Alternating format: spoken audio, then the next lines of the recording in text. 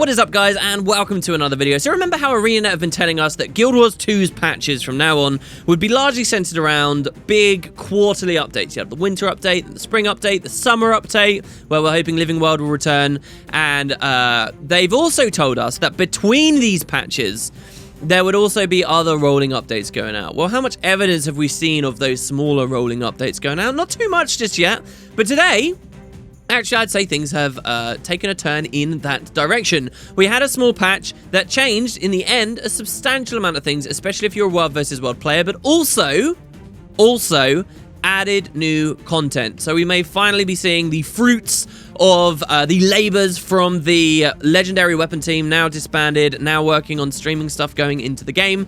And we're going back, it seems, a little to the Living World Season 1 format of dropping new content into the game while we wait for the proper start of Living World. So let's jump in. I want to tell you guys about the changes. First, we'll just discuss the regular patch notes, and then we'll talk about the kind of bigger new things that have come into. So first of all, yeah, this was a Black Lion gemstore update. There's a new glider package. It's the macaw wings. It's actually got some funny noises that supposedly sound kind of like duck noises, which sometimes proc.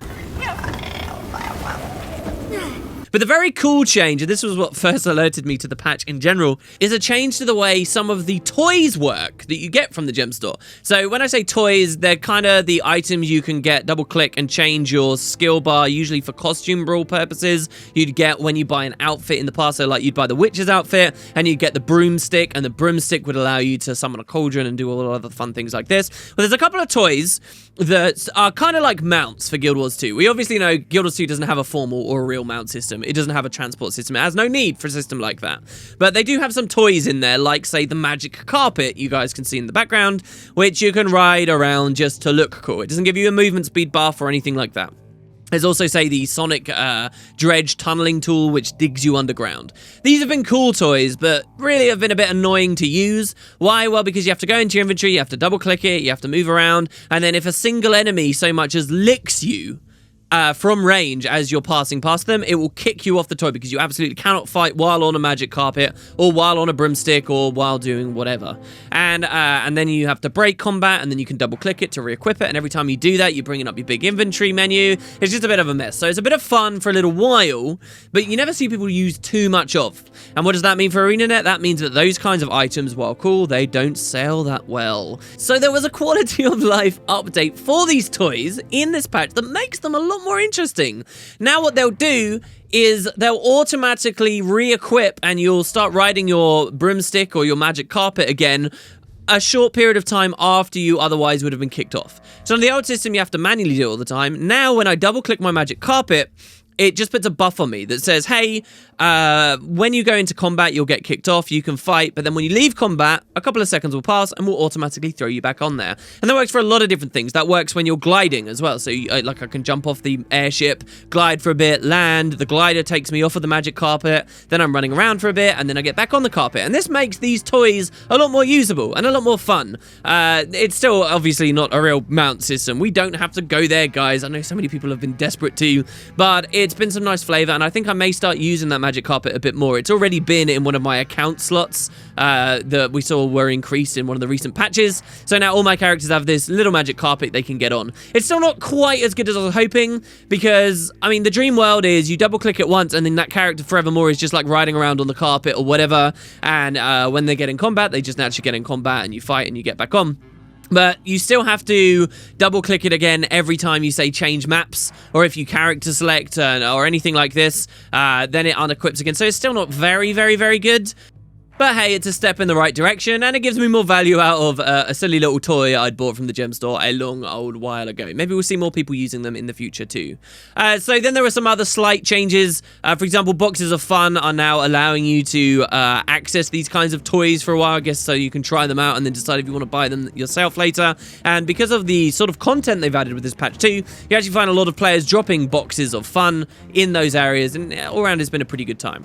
Moving away from the gem store, there weren't too many other things that changed with the patch. The system that kicks you out of a map when a patch has gone live, thus forcing you to update your client, was originally a 1-hour timer before this patch. They've upped that to 2 hours. I'm guessing this is because of feedback based, once again, on the Heart of Thorns maps. Say you're in Dragon's Stand and you've been pushing it, you're about an hour's away from the end, and then a patch goes live. There's a chance that you're not going to be able to kill the Mouth of Morgemoth in time, get any rewards or any credit for whatever meta you're doing. So they bumped that to 2 hours, and that's quite nice. That also kind of shows, by the way, that in the future, I would suppose, ArenaNet aren't ever anticipating adding meta events for large maps that take longer than 2 hours. 2 hours is like the absolute max, and now that they've got that there, people shouldn't see this as a problem when they push out like little hot fixes and small patches that go around. That's my speculation about it.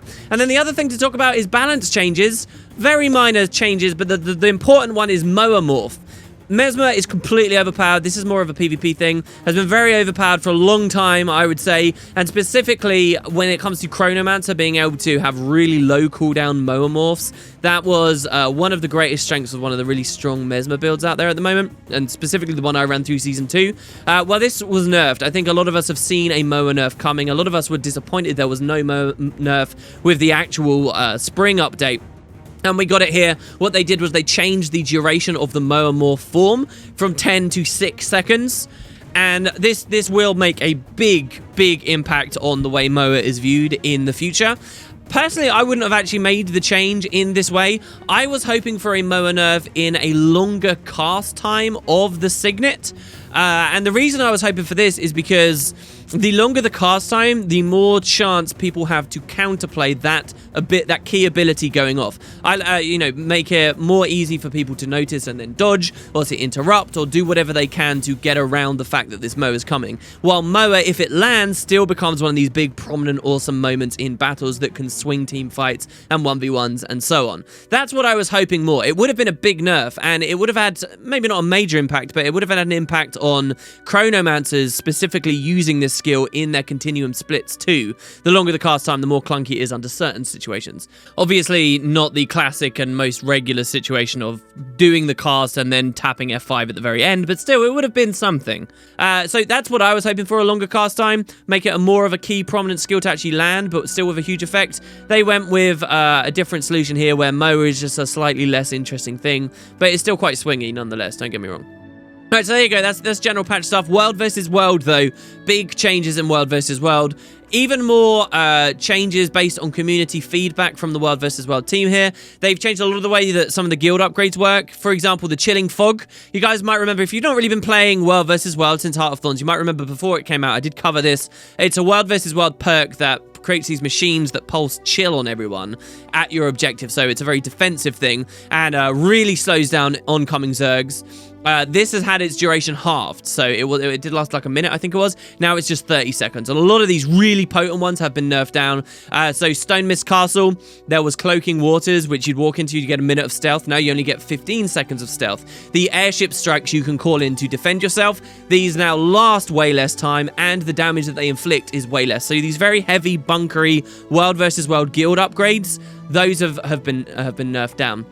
There's another change as well where they've halved the number of ambient creatures in EVG and in the Borderlands maps. Why have they done that? I guess it's because of the way that the reward tracks work. They don't care for these random characters out in the maps anymore. Maybe it helps them with the lag on some side. I don't know. Or this is a really obvious answer that you guys know. Why were these halved? And as well, there's no more rallying on basic creatures like that. They've really started to hone in on the way that downstate and defeated works in World vs. World, and I think that's something that people will really look forward to and be very happy about. They've also turned off one of the events in EBG. This was the Mosquito event. I think that was turned off just because it had no prevalence. It wasn't important for the map in general. But again, maybe I'm wrong about that one. And then the important change, the big one, the Desert Borderlands are gone. Now, there were some patches to the Desert Borderlands, and they have published a short list of things that have changed with them, but they've been rotated out. Who knows? I don't think we've had any word on when the Desert Borderlands are getting rotated back in again, but the Alpine Borderlands are back. They are slightly different to the last time you played the Alpine Borderlands, though. They have got these, the guild interaction changes have gone through, the way that the scouts work and the dolly axe work and all these little buffs that we saw in the Desert Borderlands and when Heart of Thorns came out. Those have all been implemented on Alpine Borderlands too, but the map aside from that is back, right? It's the same flow, the same locations, the same distance apart from one another, the same opportunity for large Zerg fights, the same general pacing of how quickly you can get around the map as a large group. It's the Alpine Borderlands, and I think everyone will be very happy about that. And it feels like, to me now, I wish I'd spent a bit more time in the Desert Borderlands while I could, because maybe they weren't mechanically great maps, but I thought they were visually, and in terms of exploration, amazing maps. But hey, we'll see when they come back. All right, so next, that's your general patch note stuff, guys. Next, I want to talk about the new content that went into game. New content, winter potatoes, but it's not the summer quarterly update where Living World Season 3 hasn't officially begun. But that's true, it hasn't officially begun, but there is new stuff to do. Don't go crazy here. This was very much unprecedented. The devs hadn't told us new content would come in. It's just like an extra nice little bonus, in my opinion, and it's nice to see that something's here. It's about maybe an hour of gameplay to do everything, as far as I understand, unless there's some other things that have been dropped in that I don't know about. It's about an hour of stuff to do. Essentially what's happened is in your achievements tab, under general achievements, there's now an area called current events. And this is very similar to what we saw in Living World Season 1, where you would have like a current events section almost that guided you through all the current random little things that have gone on in the game. So there are 4 achievements you can get. The achievements give you like karma, and they give you lots of experience for your masteries, and they in the end give you a trash item, this crystal thing you can sell for about $1. But what ArenaNet have basically done is in some various areas of the game added some dynamic events where dragon minions are trying to feast on Leyline energy that is going wild. So the patch notes simply just say something quite ominous here. They say magic energy has been surging around the Leylines. And they gave no further explanation about this. But very quickly, in-game, people realize if they killed dragon minions, and don't forget, there's only really 3 Elder Dragons. Let's ignore the Deep Sea Dragon for a second. 3 prominent Elder Dragons in the picture right now. You've got Kralkatorrik, Primordus, and Jormag. And as you encounter minions of these 3 dragons, there's a chance they'll drop unidentified lodestone. And so if you mouse over this new item, I think it's a rare item, they're not that hard to find though. If you mouse over it, it says that this thing is crackling with energy, and double click to take it to Magister Ella McKay, who may have some more information for you, and it will show you where to go in Lion's Arch. So this is the NPC who was very prominent in Season 1, fairly prominent in Season 2, and then when they did the recap of Season 1 as well, if you guys remember, they dropped her into the game, and she had like the new audio cues on her where it was basically phased audio, and you could get that cutscene representing the Living World events. You go to her, and if you speak to her only when you have an unidentified lodestone in your inventory, so you have to get one of these first, she will then guide you to where there's some new dynamic events are going forth. One's in the Shiver Peaks and is to do with Jormag's minions, the Ice Brood. One is in Ascalon and is to do with Kralkatorrik's minions, the Branded. And one is in Mount Maelstrom at the volcano to do with Primordus's minions, the Destroyers. And so essentially when you walk over to these areas, you'll find that there's like weird Leyline magic exploding around in the area.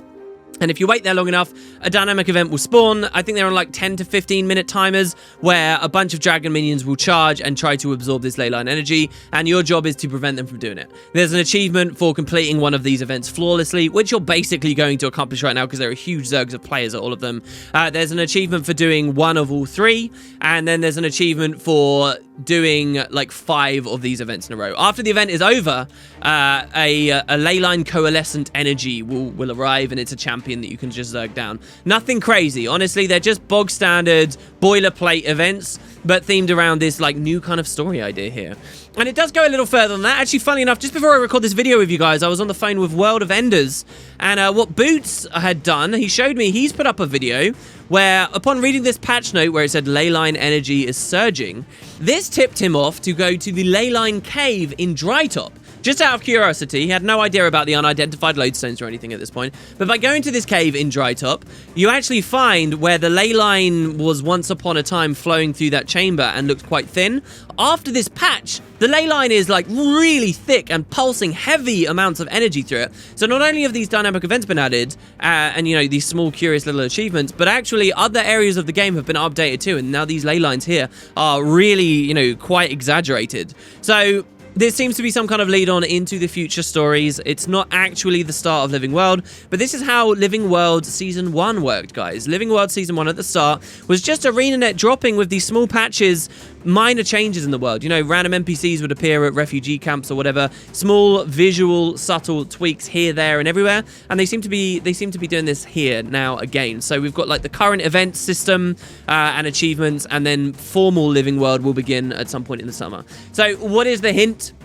Well, it's pretty obvious, isn't it? It's Morgemoth has died, and his magic is all over the place, and the 3 remaining dragons are attempting to feast on it. I don't know whether we'll ever find out exactly why it's with this patch now that the energy's going crazy. I think we can just assume it's because of Morgemoth's demise. What I quite liked about this patch, though, was it is all 3 dragons who have a stake here, and it doesn't tip us off in any one direction. You know, people have been looking very closely for any hint as to what the next dragon it is we go for. And this patch doesn't lead us in any direction still, right? Because all 3 of the dragon's minions are still going for it and trying to, you know, get their share of the pie. So we will see.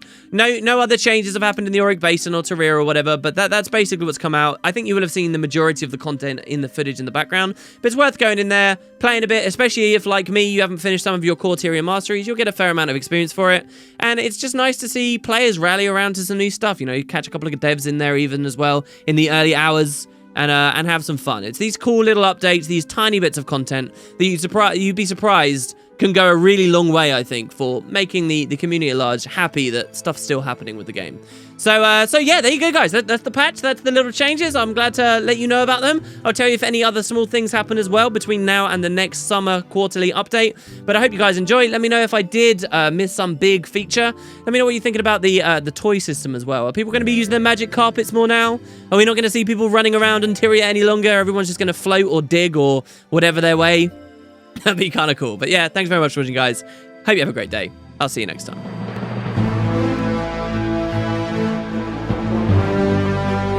Some merch, but specifically the 2 main core big winners of this competition would get paid to go out and have a trip to Seattle and visit the ArenaNet offices and check out Guild Wars 2 before it even come out. So this was huge. When this competition was announced, I was already on YouTube making videos about this franchise.